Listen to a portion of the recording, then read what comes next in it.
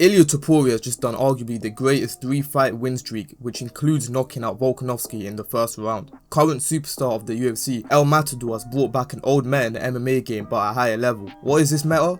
It's simply sprawl and brawl. For quite a while, wrestlers, particularly ones in America, would start training their boxing fundamentals, get a nice overhand, or strikers with a good boxing background and basic Muay Thai would go into fights aiming to stuff takedowns by sprawling, as in the name, and getting up close and just letting their hands go. Over time, this meta phased out as we saw high-level kickboxers with good wrestling takedowns who relied on distance, calf kicks, long-range strikes and countering, and then we saw the Dagestani style of wrestling where you would pressure and leg ride and use the cage against opponents, taking them to deep waters where ground and pound and submissions were the priority. But Ilia Topuria has brought back the sprawl and brawl but at a higher level. But first we need to understand his style and the prerequisites you need to have. So first, looking at his stance, he has a more wider bladed boxing stance. He has this stance because one of his best weapons are his punches, and if you want to maximize your punching mechanics, you want to have a boxing stance. Hiding his center line and only giving his lead leg for a takedown, he's able to pressure while taking up little parts of the cage. Now this style doesn't allow you to get the most out of your kicks. As we see, he doesn't really throw kicks, maybe the odd calf kick here and there, and he knows he's susceptible to the calf kick. But he wants to do most of his work in the pocket while his opponent is against the cage. The first tactic is the rhythm he fights at. Most of the time when he's fighting, he's always slipping in and out rhythmically. And what this does is he's feinting his lead hand and his backhand, something a lot of boxers like Ali would do. And at the same time, you're also moving your head off center line, ready to counter. In this rhythm, he can slowly pressure his opponents with his lead leg, eating up little parts of the cage, finding his jab, finding his distance. These little slips he does as he's stepping his leg in lets him calculate the distance when his opponents are missing his punches. And once he's ready, he slips and counters, or he throws a shot as his head's moving off. So there's an element of unpredictability and a built-in defense. And you can add this to your game as well, where when you're trying to stalk down your opponents, you might add this, or you might just add the 1-2 little feints where you're anticipating straight shots to slip on and throw your counters. Now the second tactic is throwing combinations off your lead hip. And what do I mean by this?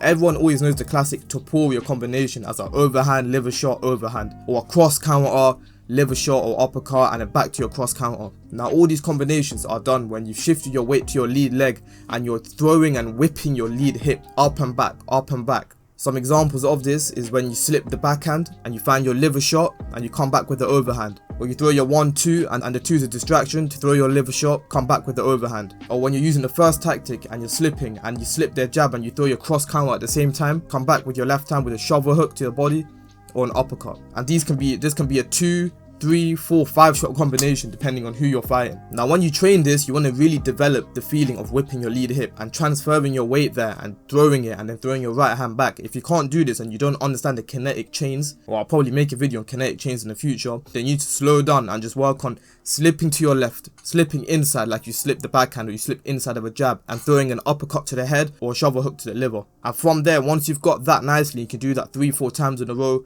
where when you're shadow boxing on the bag, then you want to throw your overhand behind it. And why this works well as well is once you've slipped in and they're focused on the liver shot, that overhand lags behind and catches them when they don't see it. Now that's an offensive tactic of Ilia Topuria. What about defensive tactic? A lot of times he uses the shoulder roll, or as other people know it, the Philly shell. When he's doing combinations, sometimes he does overextend. As the short fighter, he wants to come in, he wants to close his distance so he can enter the pocket, and that might mean throwing an overhand that doesn't land or a jab that might get countered. And sometimes it's too long to bring the hand all the way back. So it's easier to twist back in and shoulder roll to defend the backhand, specifically overhands that come over the top. And because he's trained this for so long, he can just close his eyes, shoulder roll, shift left and right, parry whatever comes, and then move out. The feet are important as well. You don't want to, especially in MMA, you don't want to just stand in front of them and shoulder roll. A lot of times you might shoulder roll and skip back or throw the counter shot. So here you can shoulder roll the overhand, come with the lead uppercut, or come with the right hand. Now the prerequisite for this style is that you need to have good boxing fundamentals. So that's understanding how to actually throw punches, the kinetic chains. That's understanding the rhythm of boxing, how to move your head off the center line, your feet, how to just move forward properly, move to the side, and move backwards. You need to know where you're vulnerable when you throw each shot.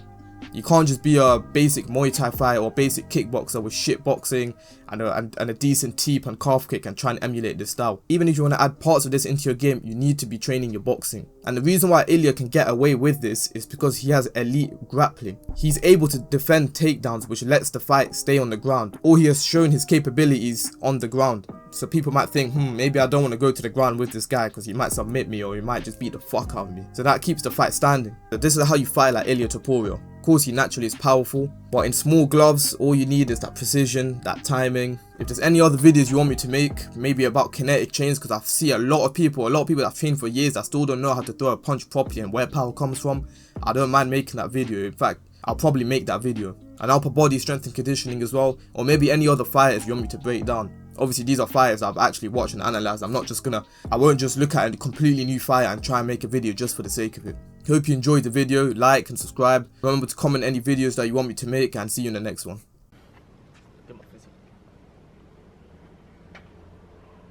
Oh, to get good angles as well, good lighting.